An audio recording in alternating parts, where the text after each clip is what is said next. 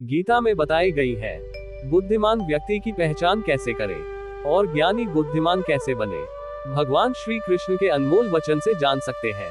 नमस्कार दोस्तों, आज मैं आपको एक बुद्धिमान व्यक्ति की एक ऐसी कहानी सुनाने जा रहा हूँ जो बहुत शानदार और प्रेरणादायक है, जिसमें हमारी जीवन से भी जुड़ी है।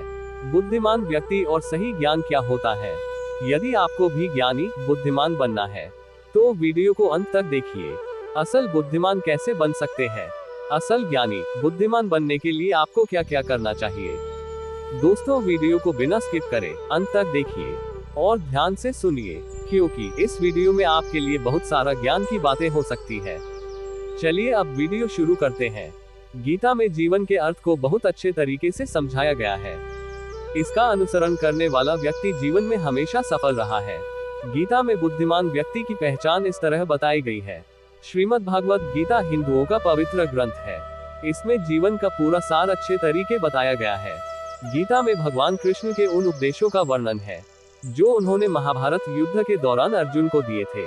गीता में दिए उपदेश आज भी उतना ही प्रासंगिक है और मनुष्य को जीवन जीने की सही राह दिखाते हैं। इस ग्रंथ में भगवान श्री कृष्ण द्वारा अर्जुन को दिए गए उपदेशों की पूरी श्रृंखला है। इसमें जीवन के अर्थ को विस्तार पूर्वक बहुत खूबसूरत तरीके से समझाया गया है। गीता का अनुसरण करने वाला व्यक्ति जीवन में कभी असफल नहीं होता है। गीता में श्री कृष्ण ने बुद्धिमान व्यक्ति की पहचान बताई गई है। गीता के उपदेश कुछ इस तरह के हैं। दोस्तों, कृपया वीडियो में बने रहे। वीडियो को अंत तक बिना स्किप करे देखिए और गीता के उपदेश जान के अपना जीवन सफल बनाए। गीता में श्री कृष्ण ने बुद्धिमान व्यक्ति की पहचान बताई गई है। गीता के अनुसार सबसे समझदार और स्थिर बुद्धि वाला व्यक्ति वही है जो सफलता मिलने पर भी अहंकार में नहीं आता है और विफलता मिलने पर गम में भी नहीं डूब जाता। गीता में श्री कृष्ण कहते हैं कि समय कभी भी एक जैसा नहीं रहता। जो दूसरों को बेवजह रुलाते हैं उन्हें भी एक दिन रोना पड़ता है। जो दूसरों को दुख देते हैं आगे चलकर उन्हें भी दुख भोगना पड़ता है। श्री कृष्ण कहते हैं कि केवल डरपोक और कमजोर ही कुछ चीजों को अपनी भाग्य पर छोड़ते हैं, लेकिन जो मजबूत और खुद पर भरोसा करने वाले होते हैं वे कभी भी नियति या भाग्य पर निर्भर नहीं करते। दोस्तों, गीता के अनुसार सिर्फ दिखावे के लिए अच्छा मत बनो। वो परमात्मा आपको बाहर से नहीं बल्कि भीतर से भी जानता है। इसलिए कोई भी बदलाव पूरी तरह से स्वयं के लिए होना चाहिए। आप खुश हैं या दुखी, ये दोनों आपके विचारों पर निर्भर है। अगर आप प्रसन्न रहना चाहते हैं तो आप हर हाल में प्रसन्न ही रहेंगे। अगर आप अपने मन में बार बार नकारात्मक विचार लाएंगे तो आप हर पल दुखी ही होंगे, क्योंकि विचार ही हर व्यक्ति का शत्रु और मित्र होता है। श्री कृष्ण कहते हैं, किसी के साथ चलने से ना तो कोई खुशी मिलती है और ना ही लक्ष्य। इसलिए मनुष्य को सदैव अपने कर्मों पर विश्वास करते हुए अकेले चलते रहना चाहिए। गीता में श्री कृष्ण ने कर्मयोग, भक्ति योग और ज्ञान योग को ही कल्याण का प्रमुख साधन बताया है। कर्म के प्रवाह से संबंध का टूट जाना ही जीवन का लक्ष्य है और ये लक्ष्य उपर्युक्त तीनों मार्गों से प्राप्त हो सकता है। कठिन समय में संघर्ष से जूझ के उबरने की शक्ति देते हुए श्री कृष्ण के बहुत अच्छे प्रेरणादायक उदाहरण अनमोल वचन है। प्रिय मित्रों, जीवन में कभी न कभी ऐसे समय आते हैं जब सब कुछ मुश्किल लगता है, लेकिन यही वो क्षण होते हैं जब हमें अपनी आंतरिक शक्ति को पहचानने की आवश्यकता होती है।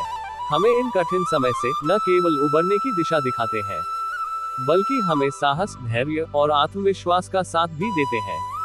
कठिन समय में भगवान श्री कृष्ण के उदाहरण जीवन के संघर्षों से सफल पाने के लिए हमें सही मार्ग पर चलने की प्रेरणा देते हैं। ये उदाहरण हमें ये सिखाते हैं कि हर कठिनाई में एक नई शुरुआत छिपी होती है, बस हमें उसे पहचानने की जरूरत होती है।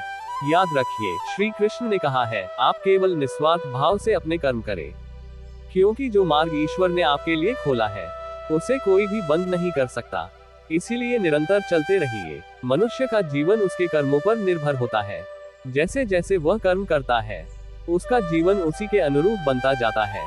श्री कृष्ण के प्रेरक 50 उदाहरण इस प्रकार है।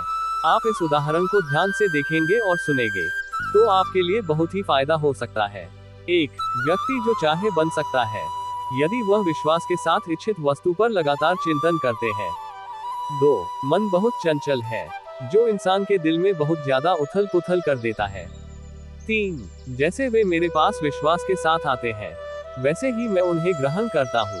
सभी पथ पार्थ मानव को मेरी ओर ले आते हैं। 4 इंद्रियों से मिलने वाला सुख। पहले तो सभी को अमृत जैसा लगता है, लेकिन अंत में यह विष के समान कड़वा होता है। 5 जब ध्यान में महारत हासिल हो जाती है तो हमारा मन हवा रहित स्थान में दीपक की लो की तरह अडिग रहता है। 6 श्री कृष्ण कहता है, हे अर्जुन, तीनों लोकों में मेरे पास पाने के लिए ऐसा कुछ भी नहीं है और न ही कुछ ऐसा है जो मेरे पास नहीं है। मैं अभिनय करना जारी रखता हूँ, लेकिन मैं अपनी किसी जरूरत से प्रेरित नहीं हूँ। 7 कर्म मुझ पर इसलिए नहीं टिकते क्योंकि मैं उनके परिणामों से जुड़ा नहीं हूँ। जो लोग इसे ध्यान से समझते हैं और इसका आत्मविश्वास से अभ्यास करते हैं वे स्वतंत्रता में रहते हैं। 8 सभी ज्ञान की भेंट किसी भी भौतिक भेंट से बेहतर है क्योंकि सभी कामों का लक्ष्य आत्मिक बुद्धि है। 9 जैसे आग की गर्मी लकड़ी को राख कर देती है वैसे ही ज्ञान की आग भी सभी कर्मों को पूर्ण भस्म कर देती है। 10 अपना सभी काम हमेशा दूसरों के कल्याण को ध्यान में रखकर करे। 11 अप्राकृतिक कर्म बहुत ही तनाव पैदा करता है। 12 हर व्यक्ति का विश्वास उसकी प्रकृति के अनुसार होता है। 13 मैं उन्हें ज्ञान जरूर देता हूँ जो सदा मुझसे जुड़े रहते हैं और जो मुझसे दिल से प्रेम करते हैं। 14 मेरी कृपा से कोई भी कर्तव्यों का निर्वाह करते हैं या निर्वाह करते हुए भी मेरी शरण में आकर अनंत अविनाशी निवास को प्राप्त करता है। 15 जो बुद्धिमान व्यक्ति कामुक सुख में आनंद नहीं लेता। 16 जो कार्य में निष्क्रियता और निष्क्रियता में कार्य देखता है वह एक असल बुद्धिमान व्यक्ति है। 17 मैं इस धरती की मधुर सुगंध हूँ, मैं अग्नि की उष्मा भी हूँ, मैं ही सभी जीवित प्राणियों का जीवन भी और मैं ही सन्यासियों का आत्म संयम भी हूँ। 18 तुम हमेशा उसके लिए शोक करते हो जो शोक करने के योग्य नहीं है और फिर भी ज्ञान की बातें करते हो। बुद्धिमान व्यक्ति ना जीवित और ना ही मृत व्यक्ति के लिए शोक करते हैं। 19 जो बुद्धिमान व्यक्ति को हमेशा समाज कल्याण के लिए बिना आसक्ति के काम करना चाहिए। 20 कर्म मुझे कभी बांधता नहीं क्योंकि मुझे कर्म के प्रतिफल की कोई इच्छा होती नहीं। 21 श्री कृष्ण का एक महत्वपूर्ण कहना है कि मनुष्य को हमेशा अपने मन में यह विचार लाना चाहिए कि ईश्वर के अलावा मनुष्य को कोई और उसका इस संसार में सहारा नहीं है। 22 मनुष्य में अहंकार तब जन्म लेता है जब हम ये भूल जाते हैं कि जो प्रशंसा हमें मिल रही है वह हमारे गुणों की होती है न कि हमारी। 23 भगवान श्री कृष्ण का कहना है, संसार का एकमात्र नियम है वह है परिवर्तन। जो कल किसी और का था वह आज आपका है और कल फिर किसी और का हो जाएगा। 24 भविष्य की चिंता करना छोड़ दो, वही ईश्वर है जिसने आज तक तुम्हारा साथ दिया है वह कल भी तुम्हारी मदद करेगा। 25 आप वही बन जाते हैं जिस पर आपको विश्वास होता है, चाहे वह कोई भी हो, लेकिन आप बन सकते हैं। 26 आपके साथ जो कुछ भी घटना हुआ है वह अच्छे के लिए हुआ है, जो हो रहा है वह भी अच्छे के लिए है और जो आगे होगा वह भी आपके भले के लिए ही होगा। 27 भगवान श्री कृष्ण कहते हैं कि बुरे कर्म अनायास हो जाते हैं जबकि अच्छे कर्म स्वेच्छा से किए जाते हैं। 28 अगर कोई व्यक्ति शिक्षा से पहले संस्कार, व्यापार से पहले व्यवहार और भगवान से पहले माता पिता का सम्मान करे तो उसका जीवन कभी भी परेशानियों से ग्रस्त नहीं होगा। 29 भगवान श्री कृष्ण कहते हैं कि इस संसार में जो कुछ भी है कुछ भी समाप्त नहीं होता, हर अंत के बाद एक नई फिर शुरुआत का इंतजार होता है। 30 जीवन में कभी भी अवसर मिले तो दूसरों के सारथी बने न कि स्वार्थी। 31 धर्म का असली रूप कर्मों से ही परिभाषित होता है, कर्मों के बिना धर्म की कोई असल पहचान नहीं होता है। 32 श्री कृष्ण कहते हैं कि आत्मा शाश्वत है, इसलिए कोई भी हो मृत्यु से डरने का कोई कारण नहीं है। 33 आप अपना मन हमेशा कार्य पर केंद्रित रखें, आप परिणाम या इनाम की चिंता न करें। 34 श्री कृष्ण कहते हैं कि मैं ही इस सृष्टि का निर्माण हूँ, मैं ही पालन और संहार करता हूँ।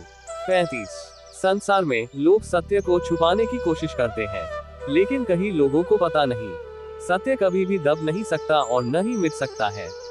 36 मौन रहना सबसे अच्छा जवाब है जब सामने वाले व्यक्ति के लिए आपके शब्दों की कोई अहमियत न हो। 37 भगवान श्री कृष्ण कहते हैं कि जब भी इस संसार में घोर अधर्म बढ़ेगा और धर्म कमजोर होगा तब मैं अवतार लूंगा और धर्म की पुनर्स्थापना करूंगा। 38। मनुष्य की आस्था की असली परीक्षा तब होती है जब उसे उसकी इच्छाएं नहीं मिले, फिर भी वह भगवान के प्रति आभार महसूस करते रहे। 39। जीवन और युद्ध में सफलता केवल 3 गुणों से मिलती है, वह है धैर्य, धर्म और साहस। 40। श्री कृष्ण कहते हैं कि जो व्यक्ति अपने मन को नियंत्रण नहीं रख सकता, उसका मन उसे नियंत्रित कर लेता है और वही उसका शत्रु बन जाता है। 41।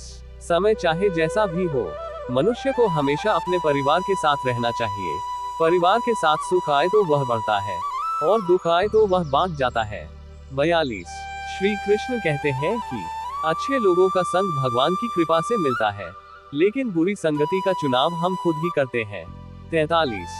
मनुष्य को हमेशा अपनी वाणी पर संयम रखना चाहिए, क्योंकि एक बार वाणी से निकला शब्द कभी वापस नहीं आता। 44। सुख और दुख का आना जाना तो जैसे सर्दी गर्मी का बदलाव जैसा है, इसलिए हमें इनसे प्रभावित नहीं होना चाहिए। 45। श्री कृष्ण कहते हैं कि मैं हमेशा ही तुम्हारे पास और साथ रहता हूँ, चाहे तुम कुछ भी कर रहे हो। 46।